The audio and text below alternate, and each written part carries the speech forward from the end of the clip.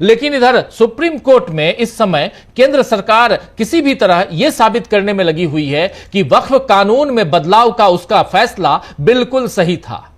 और इस बारे में तर्क देते हुए आज सॉलिसिटर जनरल तुषार मेहता ने यह दलील तक पेश कर दी कि वक्फ की अवधारणा इस्लामी है, लेकिन वक्फ इस्लाम का अनिवार्य हिस्सा नहीं है। देखिए साफ साफ कि वक्फ की अवधारणा तो इस्लामी है, लेकिन वक्फ इस्लाम का अनिवार्य हिस्सा नहीं है, जरूरी हिस्सा नहीं है।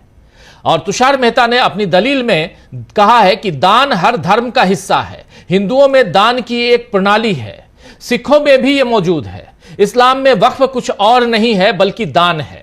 इस लिहाज से तुषार मेहता ने याचिकाकर्ताओं की उस दलील को खारिज करने की कोशिश की कि नया वक्फ कानून संविधान के अनुच्छेद 25 और 26 का उल्लंघन करता है। उनके मुताबिक झूठी और काल्पनिक कहानी गढ़ी जा रही है। लेकिन जब वक्फ जो है वो अगर इस्लाम का अनिवार्य हिस्सा नहीं है, जरूरी हिस्सा नहीं है इस्लाम का, तो वो धार्मिक रूप से भी उसे नहीं माना जाएगा। और जब धार्मिक रूप से नहीं माना जाएगा तो संविधान का आर्टिकल 25 और 26 जिसमें मौलिक अधिकारों की बात आती है वो नहीं यहां पर लागू होता है। क्योंकि संवैधानिक तौर पर कोर्ट ने कहा था, सीजेआई ने कहा था कि हम इस कानून की संवैधानिकता को यहां परखेंगे और उसी आधार पे आप हमारे सामने दलील रखिए। यह कल कपिल सिब्बल के लिए भी कही गई थी बात, और आज ये बात यहां पर दोहराई गई तुषार मेहता के सामने।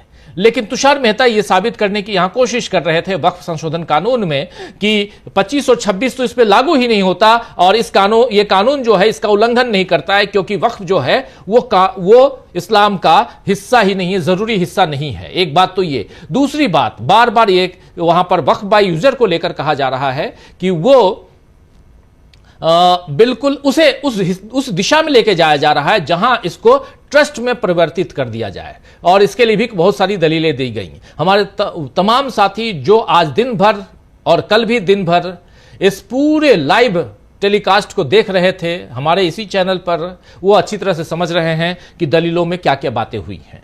लेकिन तुषार मेहता के मुताबिक झूठी और काल्पनिक कहानी गढ़ी जा रही है और यह भ्रम फैलाया जा रहा है, एक नैरेटिव सेट किया जा रहा है कि वक्फ की संपत्तियां जो हैं वो हड़प ली जाएंगी। रजिस्ट्रेशन के लिए कहा जा रहा है। वक्फ बाय यूजर के मामले में रजिस्ट्रेशन की शर्त हटाने का मतलब होगा ऐसी चीज को अनुमति देना जो शायद पहले दिन से गलत थी।